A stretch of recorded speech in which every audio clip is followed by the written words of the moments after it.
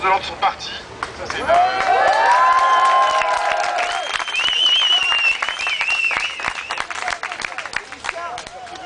une bonne nouvelle, sachant que les campements en province s'installent.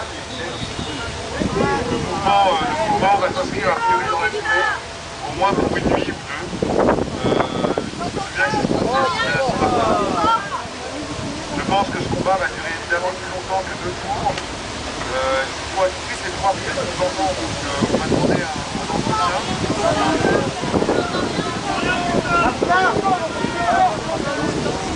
Là, vous entendez bien là? Alors, donc ce que je vous disais, c'est que les campements de province tiennent. Donc on part sur un mouvement qui s'installe. C'était la grosse inquiétude, c'était qu'on se fasse évacuer par les forces de l'ordre. Je crois qu'on a choisi le bon endroit pour éviter une évacuation rapide. Maintenant, ça ne veut pas dire qu'on va pas se faire évacuer demain matin ou après-demain matin. On verra bien. On a demandé à être rencontré par le Premier ministre ou par le Président de la République avec le collectif des associations unies, avec le collectif qui est composé de 800 associations avec qui on travaille depuis Notre-Dame, depuis il y a 1 an et demi. Avec ce collectif, on a fabriqué une boîte à outils, on a fabriqué une solution, enfin, on a fabriqué une boîte à outils avec 100 mesures urgentes qu'on réclame. On réclame une sortie de crise. Enfin, je ne vais pas vous expliquer tout ça, vous êtes au courant. Donc en gros maintenant, on va s'installer pour la nuit. Il faut qu'on trouve à manger, il faut qu'on trouve des couvertures, de l'eau. On a un vrai déficit de couverture, donc nous on va faire ce travail-là un petit peu collectivement. Et il y a une règle ici qu'il va falloir respecter. Et elle est valable. Et elle sera valable pour tout le monde. C'est qu'on ne va pas boire sur ce campement. On ne va pas autoriser d'alcool sur le campement. C'est absolument impossible. On a eu trop de problèmes sur le canal Saint-Martin avec l'alcool. Beaucoup trop de problèmes. Et ici, on a la Seine. Donc moi, s'il y a un mort, je pars en prison, quoi. Enfin, je crois que je pars en prison s'il y a un mort. Je crois que c'est moi qui suis responsable. Donc j'ai pas envie d'aller en prison. Donc on va faire en sorte que cette règle-là, en tout cas, soit respectée. La deuxième règle, c'est qu'il ne doit pas y avoir de violence sur ce campement. Donc je veux pas un truc, on a mal parlé, je sais pas quoi, donc on se met une dame. A priori, je vois que là, les gens sont plutôt pas trop abîmés, pas trop cassés.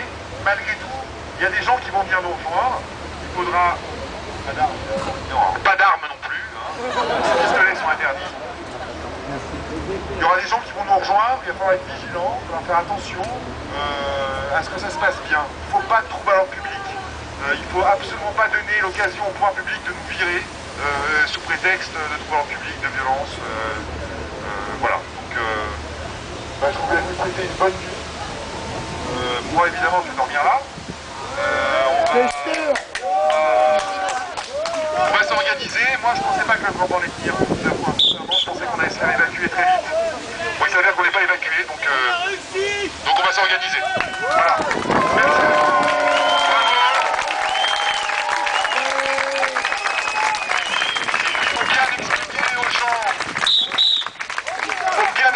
Et ça, je vous fais confiance tous, que notre combat, il n'est pas seulement sur la problématique des gens à la rue.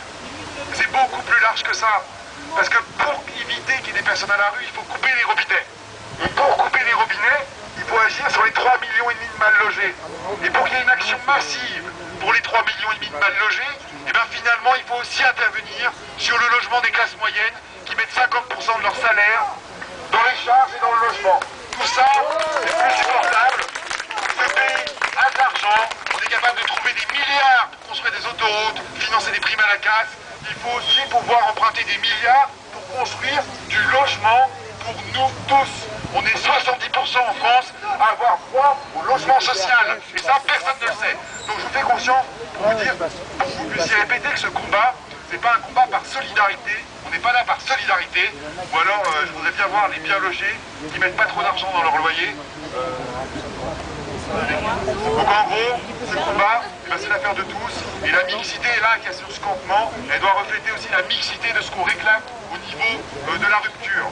Voilà, il faut une rupture massive, c'est le moment. Pour rembourser cet emprunt, il faut travailler. Et pour travailler, il faut s'éduquer, et pour s'éduquer, il faut être logé. Donc il faut...